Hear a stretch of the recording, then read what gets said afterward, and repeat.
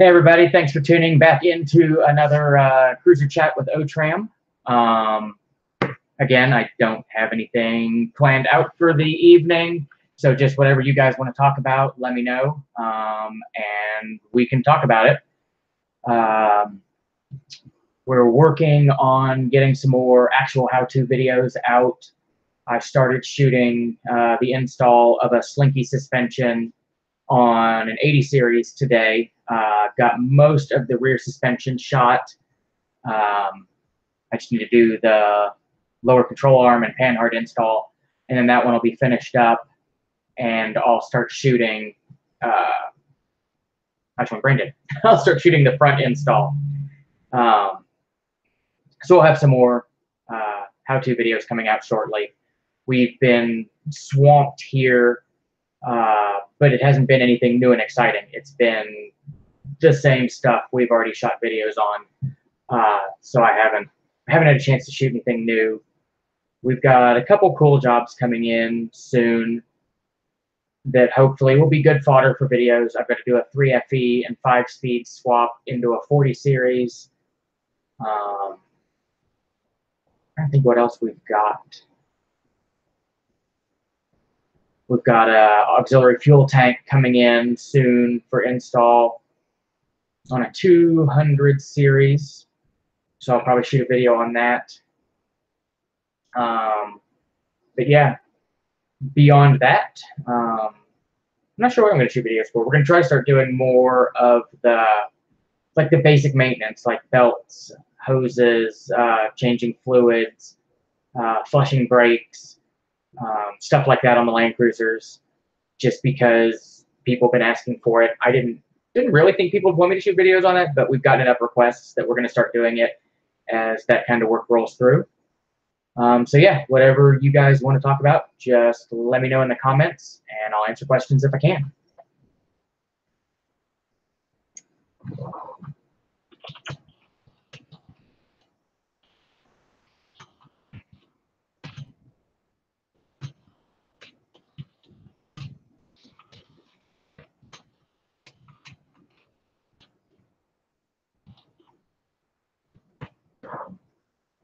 I am on mud. I don't post a ton. I'm in our local club section, but I don't post a ton. I've got a forum in the vendor section under OTRAM, but pretty much lately it's just been posts of the videos that I've been shooting for YouTube. And occasionally I'll throw up like pictures of larger projects we're doing. I've really been slacking on doing anything on mud.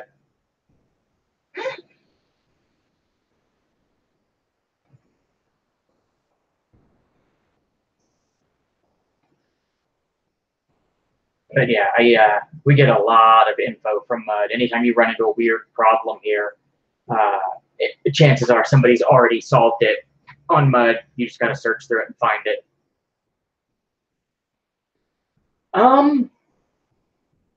There seems to be a pretty decent overlanding scene. There's a couple of local Facebook groups. I watch them online, but I don't really interact with them. My truck hasn't run in years, so I haven't been out in forever. We've got some customers, like we've been doing, a couple of auxiliary gas tanks. We're getting more and more people coming through, setting up for overlanding, having us baseline the trucks, do all the preventative maintenance just to get them as reliable as possible before they go out. We've got a couple customers that have done cross-country trips and hit all the national parks, stuff like that. So I guess it's pretty strong.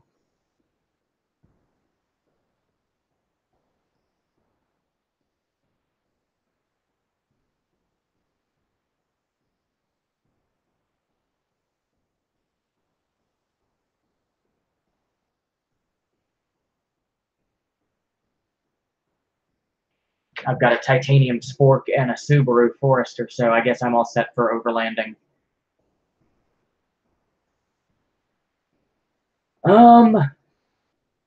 For the steering rack on a 100 series, it's not particularly fun. The factory instructions have you removing the whole oil filter cooler assembly off the bottom of the block. We usually just loosen the motor mounts, and if you lift the motor up a little bit on the driver's side, it gives you enough room to snake the rack out under the oil cooler. I would only use a Toyota rack. I've had zero success with any of the aftermarket steering racks. Back when we worked on stuff other than Toyota, I tried using a couple, like, auto parts stores remans, on random stuff, and you'd go through 3 or 4 before you got one that didn't leak. Toyota ones, we haven't had a problem with them. They cost more, but the original one lasted 150,000 or so miles, so you can reasonably expect the new one too as well. But yeah, getting the power steering lines loose of the top of it can be fun. I've only done it on a lift. I haven't done it on a floor, and it wasn't fun on the lift. It's doable. It's just not fun. And I look at your power steering fluid. A lot of times, people top them off with power steering fluid instead of Dex 3 trans fluid, like supposed to be in there, and they seem to leak more with the power steering fluid in there. It'll be clear instead of like cherry red. So sometimes if you suck the power steering fluid out and replace it with actual ATF, you can slow down the leak. And I hate recommending mechanic in a can, but the Lucas power steering stop leak also seems to work pretty well. We've had luck with it sealing up minor leaks. Experience with front and rear bumpers. We don't do a ton of them here. We do, the standard ARB front bull bars. We've done a couple of sleeves, a couple of bump its. I'm trying to think what else. A couple of home brews. Yeah, there's the aftermarket bumper market is booming. You can, before you used to be limited to just ARB. Now it seems like you can find pretty much anything you want. I'm supposed to be building a rear one for an 80 series in the next month or so. I've been dragging my feet on it just because we've been so busy with regular maintenance work that I haven't had time to devote to actually building the bumper. I built the press and the press brake and put the tubing bender together and got everything together that I needed to build it. I just haven't actually gotten around to building it.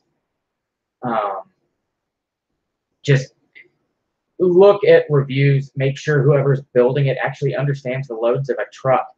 We put one on a 200 series a couple of months ago, a rear one, and the brackets on it were just so flimsy. You could rock the spare tire, the bumper wings, everything moved around, and without like substantial rework, it wouldn't hold up to wheeling. Any kind of bumper pull. It was really, really flimsy. But most of what we've seen, come out of shops, on like the smaller builds have been awesome.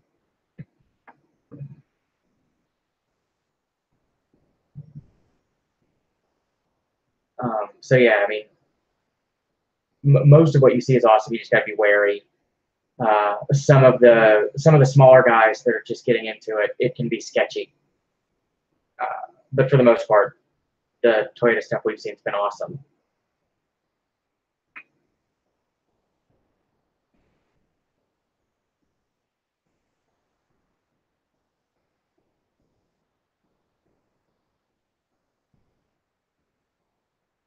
I wish I had time to do more custom work. It's just really hard to charge for the time it actually takes to make really nice stuff. And with so many people offering pre-built bumpers and stuff, it's you can't really compete with the guys that are building them day in and day out, doing one-offs. We've done the 100 series pads on 80s. They seem to help. We've done the terrain tamer drilled and slotted with their heavy duty pads. Those seem to work really well. I've been really happy with the way those stop. They seem to be a softer pad, so you wear the pads out faster. At least the 2 sets we've done seem to, but they stop phenomenally well. So I mean, it's a trade-off, pad wear versus stopping ability. We just did a set of EBC slotted and dimpled rotors with a set of their green stuff pads on an 80. They seem to stop really well. They aren't fully broken in yet. I haven't driven it. EBC says like 2,000 miles to fully break them in before you get full performance. And I haven't driven it since we did just the initial break-in, but those stopped really nicely as well.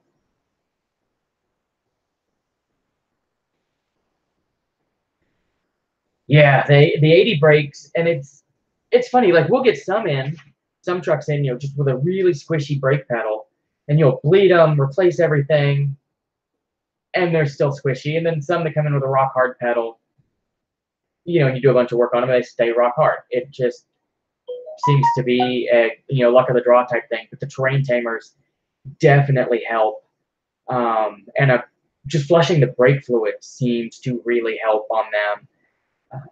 Nobody ever seems to do it often enough, and we get them through here that just have a ton of moisture in the brake fluid, and that means your brake fluid's going to boil faster on long downhills, and you're going to lose brake action. So yeah, just doing a brake flush can help a lot, and replacing the brake lines, with either new factory or stainless braided can help a lot. Since by now your factory lines are 30-some years old. You'll get some stretch out of them. But yeah, I think that's all we've done as far as 80 series tweaks is the terrain tamer and the EBC. I've been happy with both, at least so far. The EBCs we just did a couple of weeks ago, so I haven't seen how they're actually going to wear.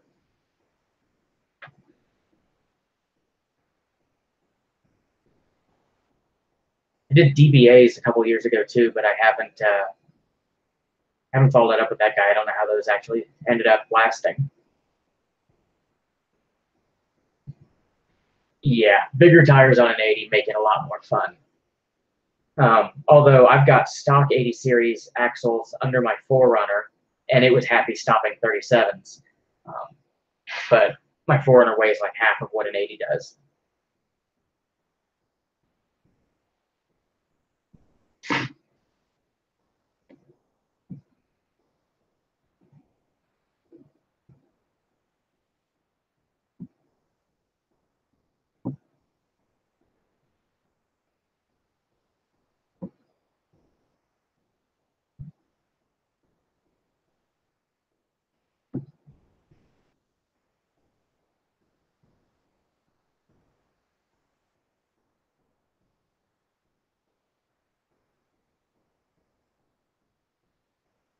Oops.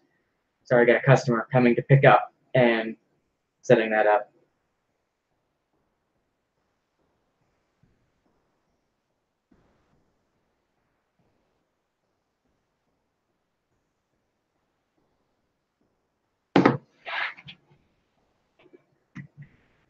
Oh, then you've got a lightweight 80. At 5,500, we've got a couple that are 9,000-pound two-post does not like lifting. I've got a mid-rise that I put in the middle bay, and I got a 10,000-pound lift for that just for lifting the built 80s. Where did I get my training? It is on the job. When I was a kid, got my first truck. It broke down. My dad gave me the factory manual and said, "Here, figure it out." So I always did, my own maintenance and repairs, and worked on family and friends' Land Cruisers. Wanted to be a mechanic. Actually, I back up. started going to school for engineering, realized I am no good at math, decided to switch to being a mechanic / welder, applied at a local shop. They needed a body shop guy, so I did that. I did body shop and restoration and collision for a decade, but I would bounce back and forth to the mechanical side when things got slow in the body shop. And then, I guess 8 years ago, I decided that I was just going to be a mechanic. So I took the ASE tests. Got a lot of manuals, a lot of books, and it's just a lot of reading, and lots of YouTube. You can learn anything on YouTube. So yeah, self-taught for the most part. I'll take classes here and there for things that I need to be stronger on, but mostly it's self-taught, just trial and error, and learning from the previous generation of guys to go through mud and the old Land Cruiser mailing list back in the late 90s. That was a treasure trove of information. So you pick up and absorb what everybody else is doing, and learn it that way.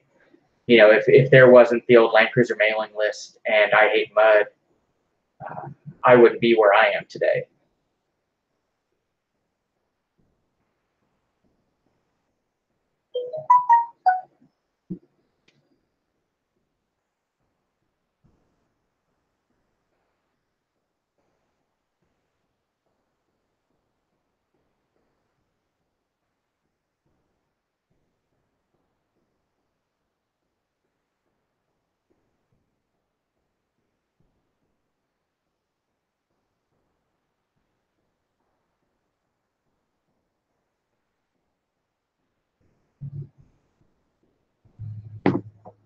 Sorry. Trying to set up logistics for people picking up. We're finally getting trucks out of here. Our parking lot's been looking more like a salvage yard lately. We've got way too many cruisers here for just me and Crash to be working on. I need more space and another tech.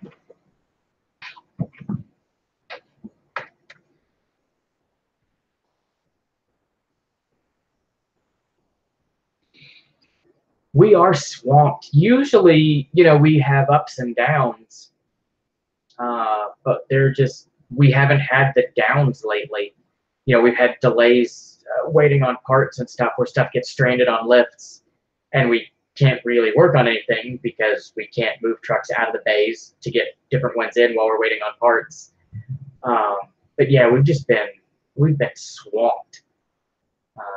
Looking at getting either somebody part-time in the office to keep me from having to do paperwork so I can spend more time in the shop, or a part-time guy in the shop, or some combination of the two, because we're getting to have more of a backlog than Crash and I can handle, just the two of us. People aren't liking the long wait times.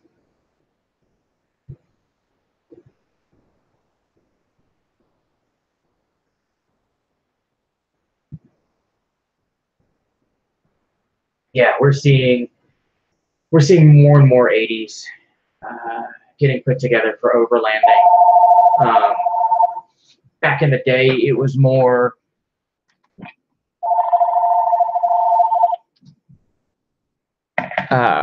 we were doing back in the day when I first started, we did more and more like rock crawling stuff, but that seems to be phasing out. And we're starting to get more and more overlanding in. Most of what we do is maintenance and repair, with some suspension and gears and exhaust work thrown in. We do tons of knuckles, tons of oil leaks, lots of 100 series timing belts. I think we did 4 or 5 knuckle jobs last week. Crash was finishing up the last of them today.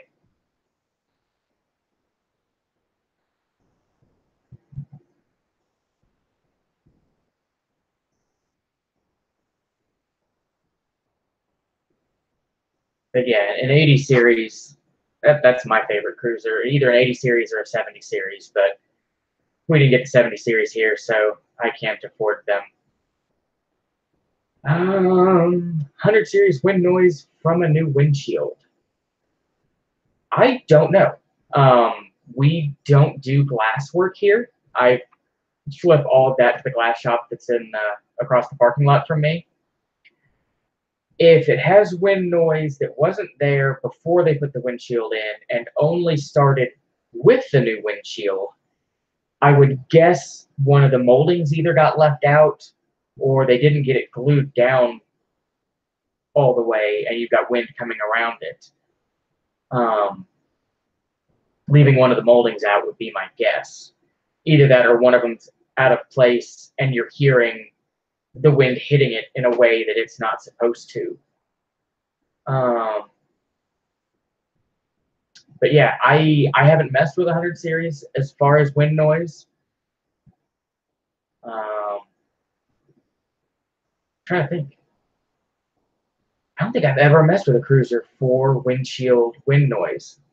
But yeah, if it came right on the heels of a windshield, I would look at the moldings. And water testing couldn't hurt. Although we were water testing an 80 series today, trying to find a water leak, and we had no luck. Yeah, I haven't had 100 series out. I'm guessing the pop rivets hold the moldings in under the glass.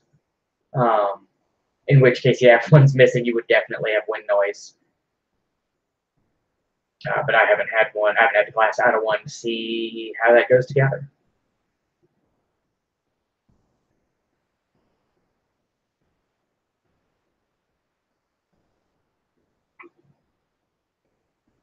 For as long as I did body work, I never did glass work. It was always you sent that out to the glass shop.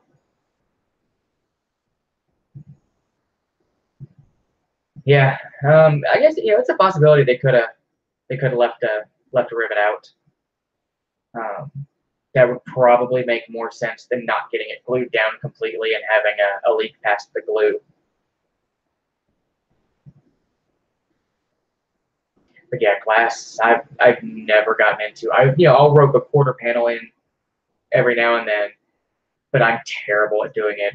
And every time I ever try to do a 40 windshield, I shatter those. So I stay away from it. That, and I'm not tall enough to do windshields.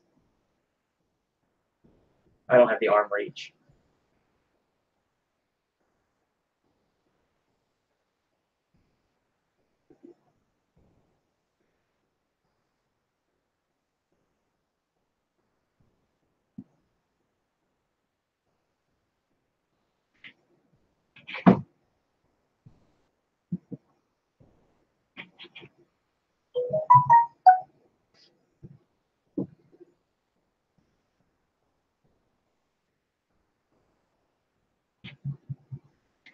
I don't know if you guys can hear it, but the shop phone won't stop ringing.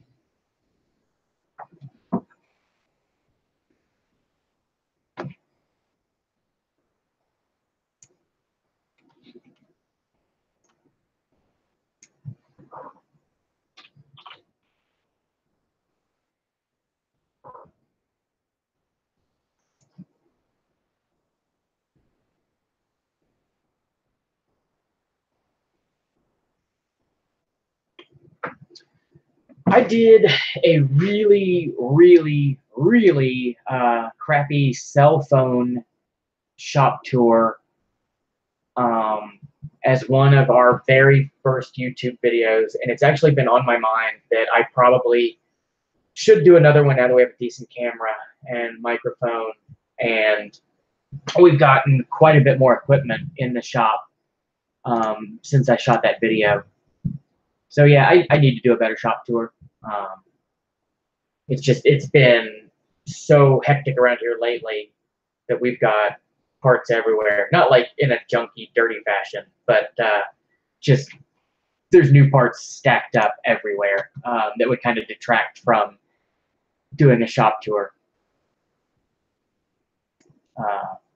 But yeah, that's on the list of things to do.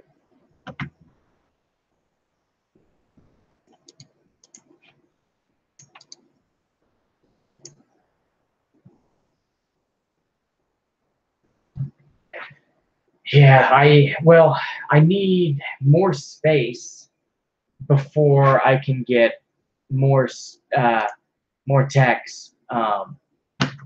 Right now we've got two real bays and a third bay that you kind of scooch a truck sideways into.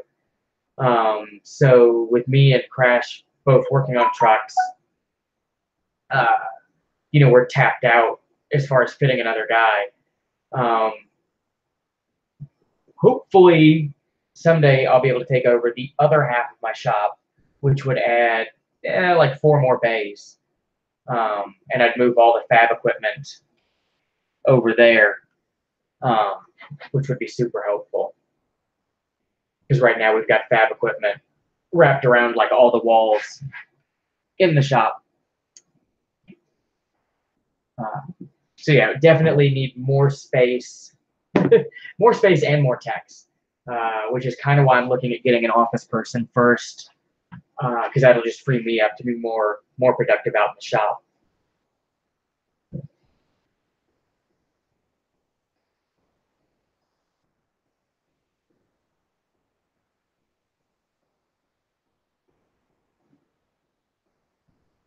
Because yeah, otherwise I could start coming in earlier and staying later, but yeah, I need to sleep at some point.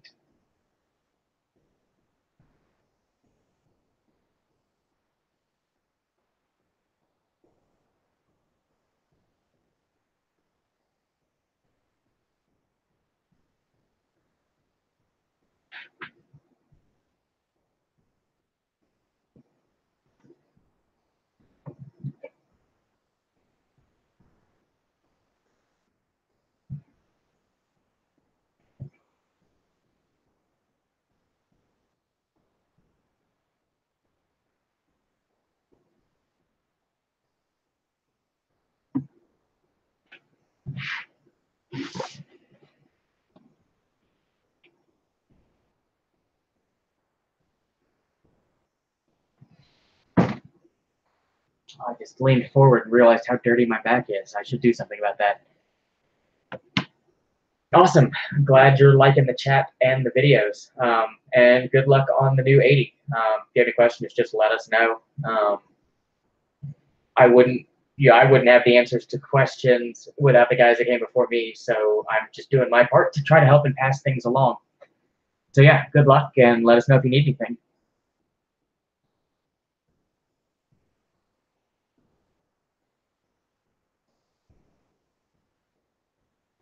Rear axle seal on an 80. Semi-float or full float? I guess there's not. I mean, you'll need a seal puller, and if it's a full float, you'll need the tool to remove the wheel bearing adjuster nut. Wits End, Joey sells a really awesome one that doubles as a front hub socket, and it's also notched to do the rear wheel bearings that make it easy. I put mine in the mill and copied Joey's design and just milled my old front hub socket to also work in the rear. But basically, you take the caliper off, take the rotors off or rotor off, take the drive flange, the axle out, and you have to get the cone washers out. Which, if you watch the first of the knuckle rebuild series, that'll show you getting the knuckles or the cone washers loose. The front hub socket's a 54 millimeter, but you've got to modify it to use on the rear. The factory rear socket, it's like a 3-pronged thing that goes into some holes. It's a really strange contraption. And you'll need a number 3 screwdriver, preferably a JIS style, to get the lock screws out.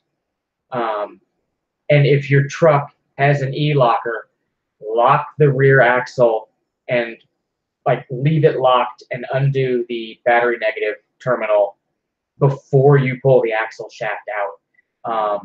If you pull the axle shaft out with the locker unlocked, the coupler falls down in the housing and you're pretty much hosed. It won't come back out and you can't get the axle shaft back through. So you've got to disassemble a lot more to deal with it. But basically, aside from the different way the adjusting nuts go together, the hub comes apart just like the front wheel bearings do. And you've got, if you're leaking on the rear housing or the rear hub, you're actually leaking on the inner seal. It's inside the spindle. It's a little weird looking seal that's in there. But if it's been leaking long enough that you're seeing the leak externally, you've likely washed the grease out of the wheel bearings. So you'll want the I'm going brain dead. You'll want the outer wheel hub seal too, because you're gonna have to take the wheel bearings out and repack them once you get the oil leak fixed. But yeah, just the hub socket and seal pull are only real specialty tools you need.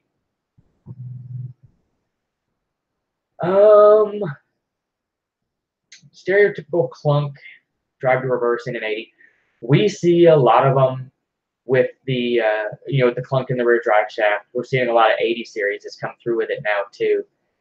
I realize the common theme is to just pack them slam full of grease. I've seen several of them come through that people packed them way too full of grease in the slip joint, hydrolocked the shaft, and seemingly took out transfer case output bearings doing it. Like I've seen them come through packed enough that if you remove the Zerk fitting, the truck lowered down some because they had so much grease in there. They were torque jacking the drive shaft. Greasing them until they don't clump anymore just seems to be a band-aid. Where you really need a new drive shaft slip joint, which means a new drive shaft. And on the 80 series, that's what we've been doing more of lately, just because most of them need U-joints too, and by the time you add up, servicing the U-joints and everything else, it's just as cost effective to just get a new Toyota drive shaft.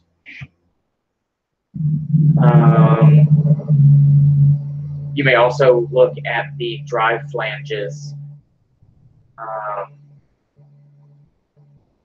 think, yeah, on the drive flanges on the front hub. I haven't seen 100 series for sloppy drive flanges, but we see quite a few early 80 series that have slop in the flanges, and that'll make a weird clunking noise when you change directions. And I've heard of it coming from the front diff, but I haven't actually seen one here in the shop for it.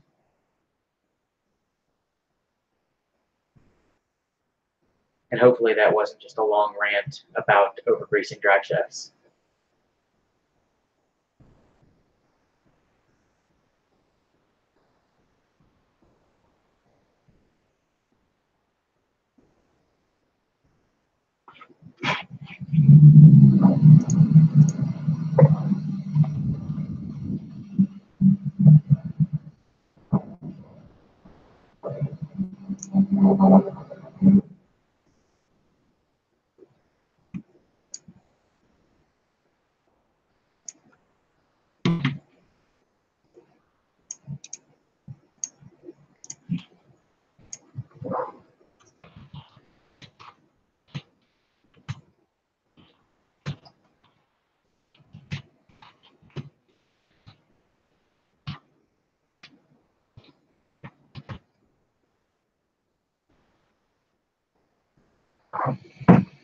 And I stuck the link to the wits end rear hub socket in the little chat box thing over to the side. So hopefully that's helpful. How's Crash's new kid doing? Seems to be doing well. I've only seen him twice and only for a couple of minutes. Crash's wife will bring him by every now and then to visit the shop. He seems to be doing well. Looks like a happy kid when he's not sleeping. Crash seems to be adjusting to it well. He's not walking around here like a zombie from lack of sleep. So yeah, it seems to be going well. I was a bit worried that I was going to lose Crash to a lot of child-related time off, but so far it's been all good.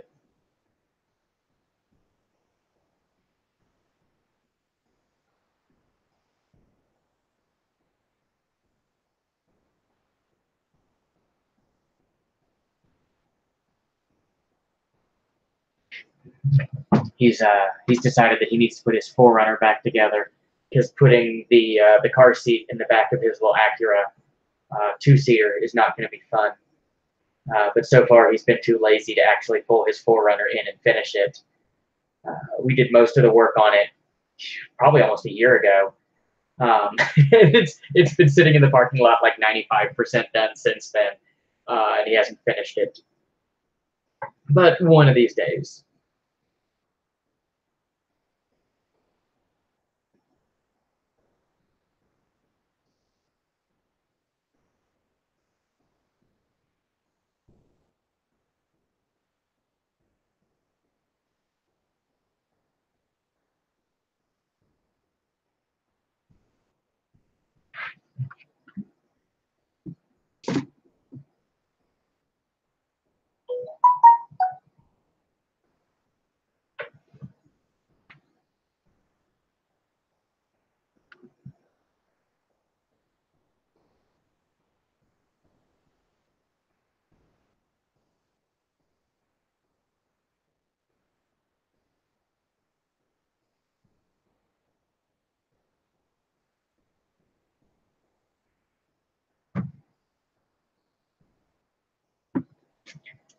I'll write myself a note.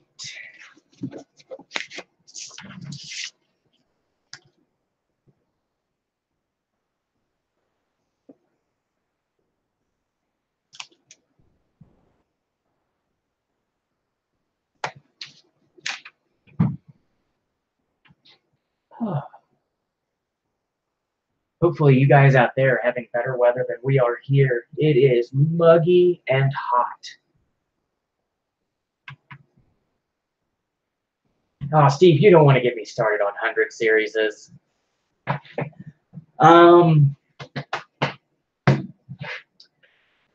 don't know of anything really to stay away from. I'd stay away from anything Maryland and North. The 100 series seem to be rusting at a much faster rate than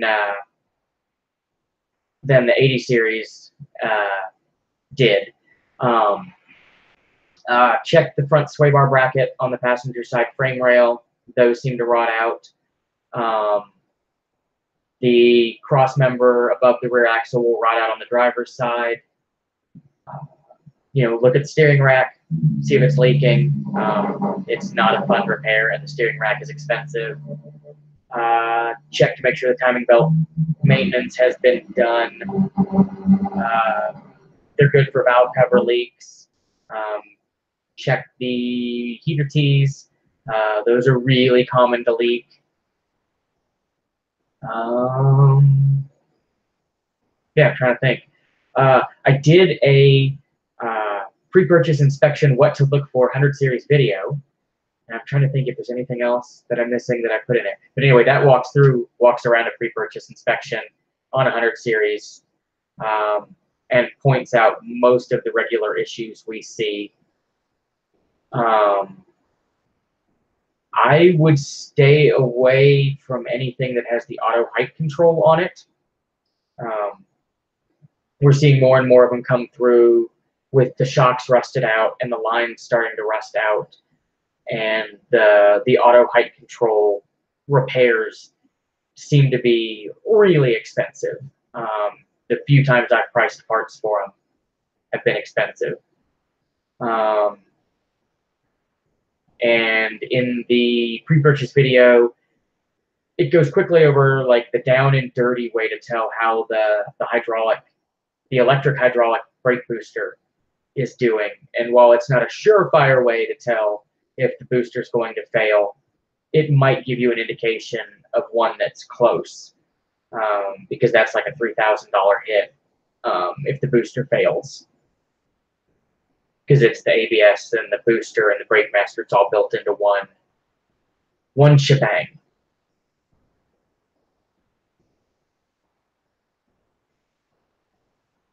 100 series ride nice, and man, is the AC blow cold. And I mean, they're good trucks. They just, by the time they seem to be hitting the used market, they've been ridden hard and had zero maintenance done on them. So it seems like the vast majority that come through need a lot of catch-up maintenance. Oh, listen for an exhaust tick when you start it cold. They're pretty bad for cracking the exhaust manifolds, and you'll hear it most when the engine's cold on first start. You'll hear it like ticking, because that's not a cheap fix either. The passenger side's not horrible to do. The driver's side is no fun at all.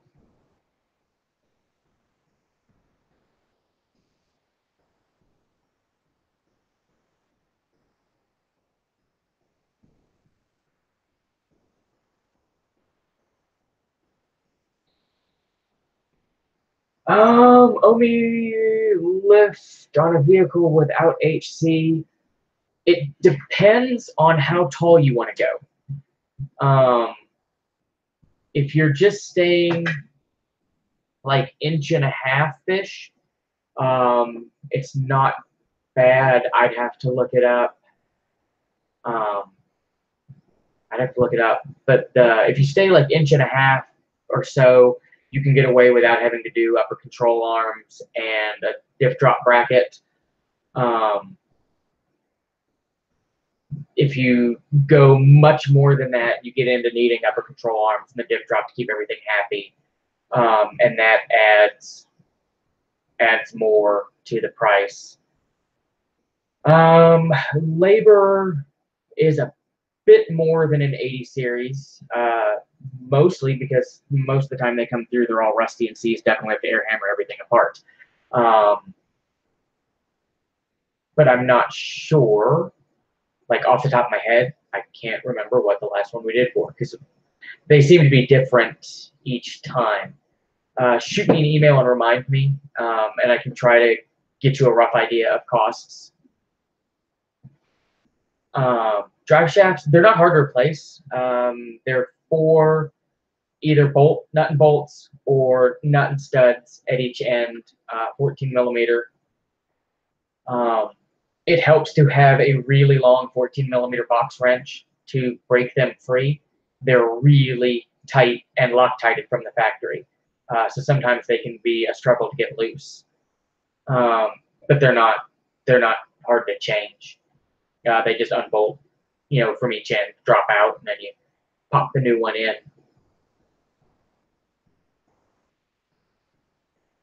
Don't forget to grease the new one before you pop it in. It's much easier to grease on the ground.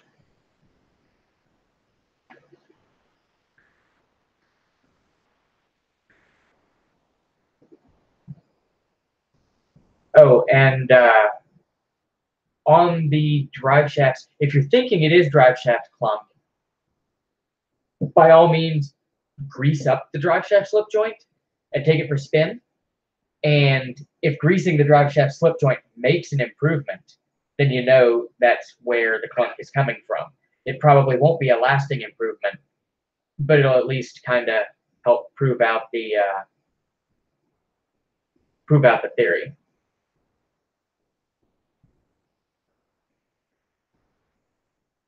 And I am not sure what language Madison is typing in.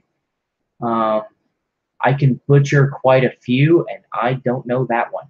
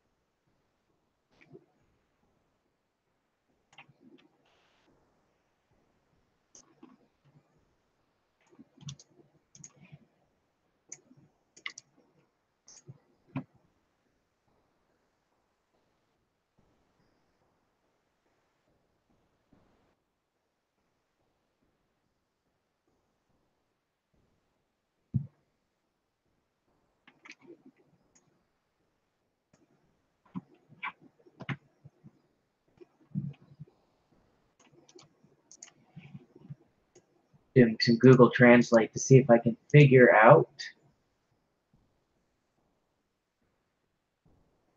Nope. I do not know.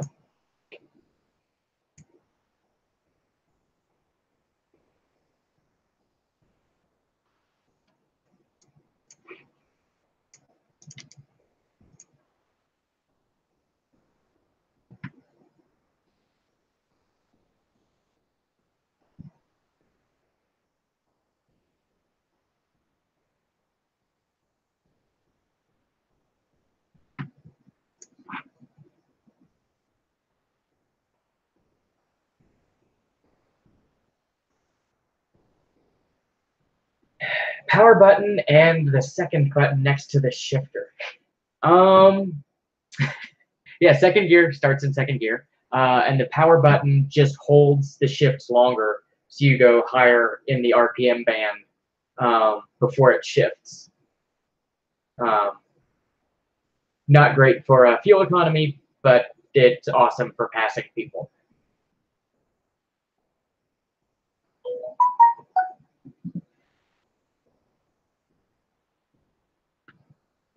Or also what Alex said.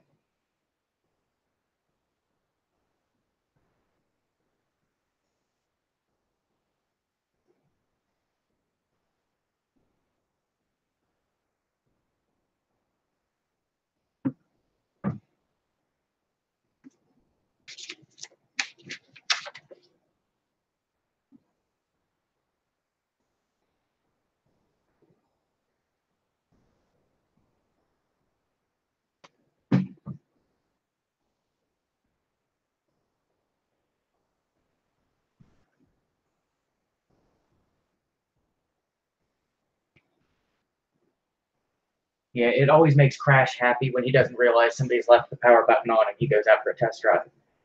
He can go fast.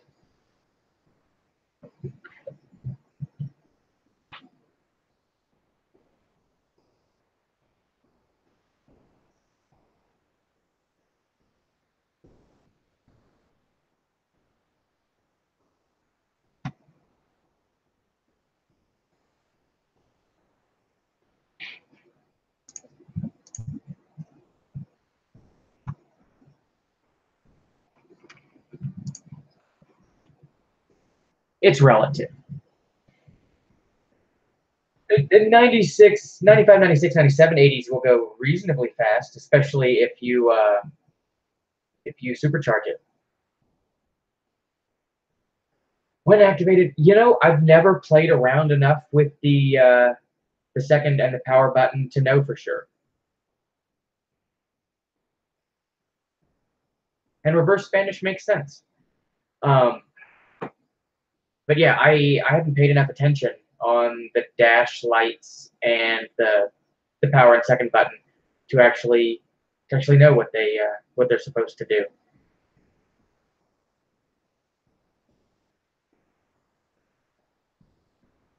I would assume the dash lights would go on for both, but I'm not positive.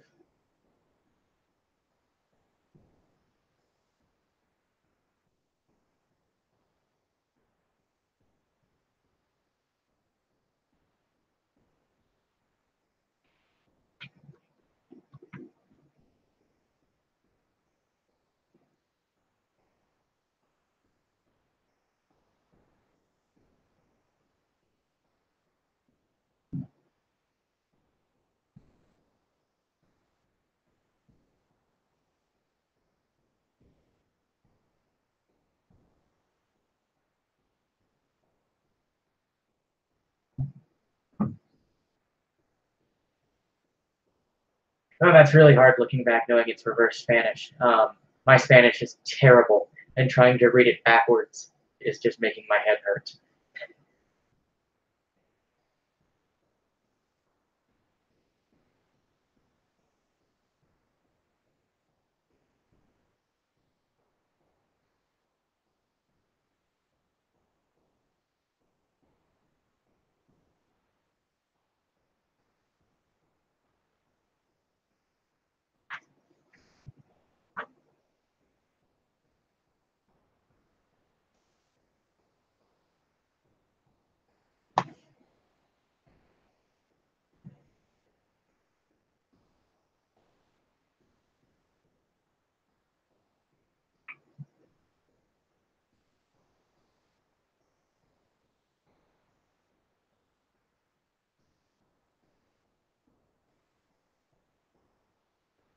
Yes, yes, I am a gringo.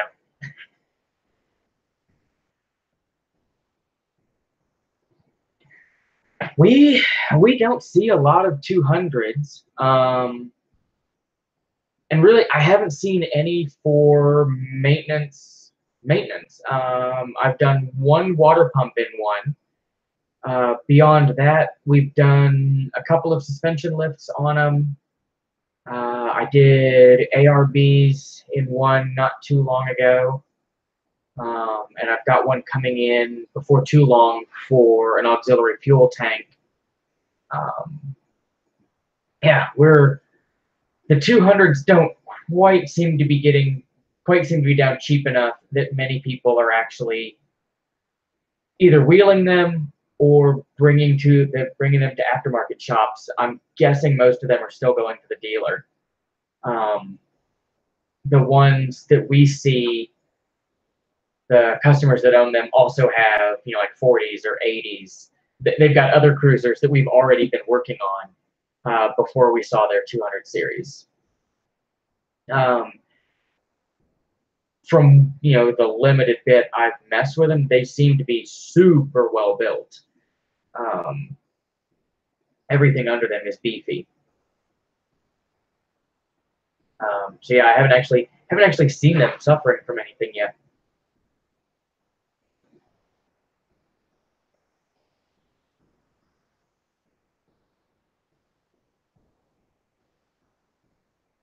Awesome, somebody knows what the lights do on the dash. Um, yeah, I should know that, but I don't.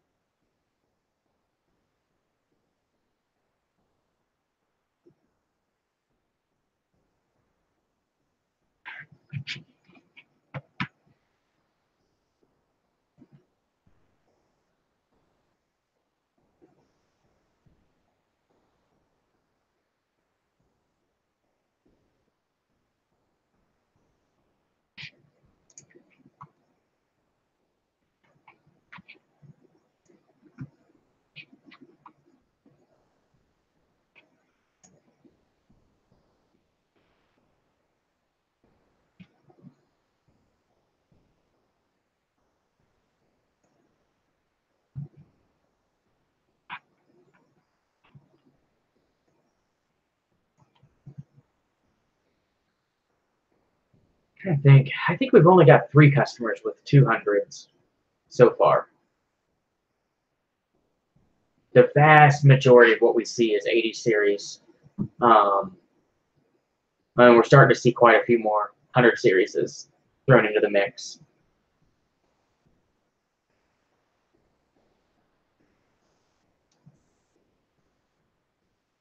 Uh, and then the regular, 40, 60 smattering. We've got way more 40s here than we usually do. I think we've got 4 here right now.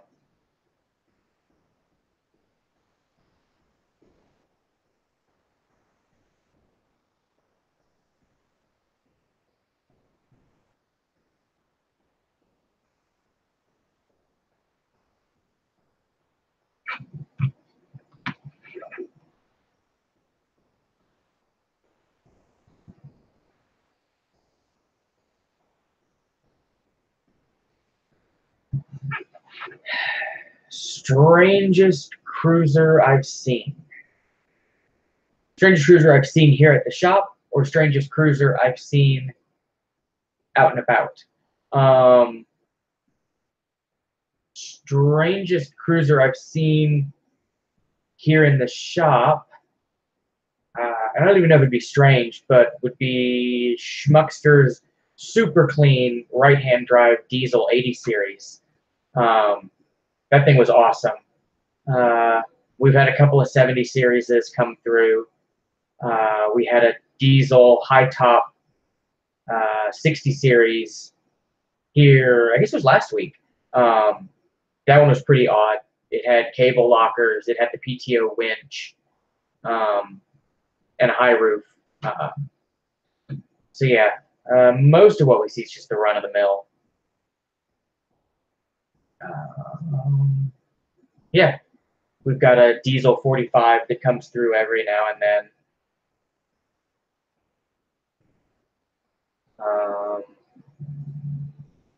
It's not a cruiser, but Mitch's Methmobile is kind of strange. It's a Chinook motorhome grafted onto the back of a T100. I don't know how many arrests have gone down in the back of that thing, but it's definitely strange.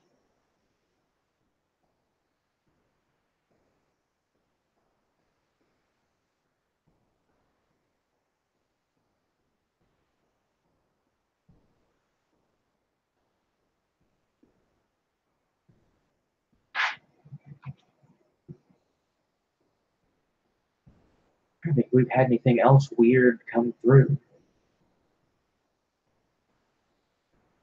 I don't think we have. I mean, we get the Japanese diesel imports through every now and then. We get South American diesel 40s through every now and then.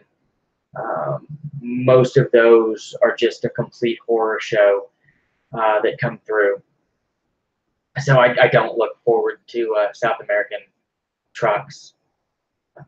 They have tons of awesome cruisers down there, but they've definitely got the get it back on the road as cheaply as possible mentality. So lots of baling wire and odd uses of parts.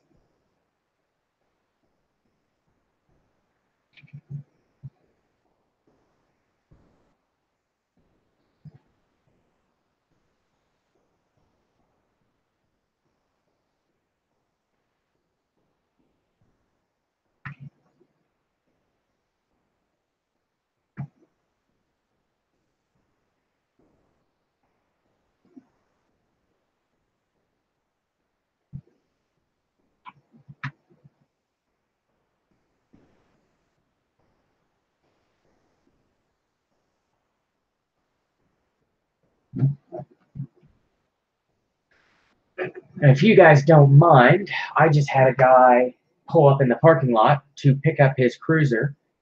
So I'm going to jump off of here and go deal with him because I've never actually met him. It got towed in on a rollback. So I'm going to go over what we did on his truck, and I will catch you guys next week. Thanks for tuning in, and I'll be back next Tuesday. Thanks.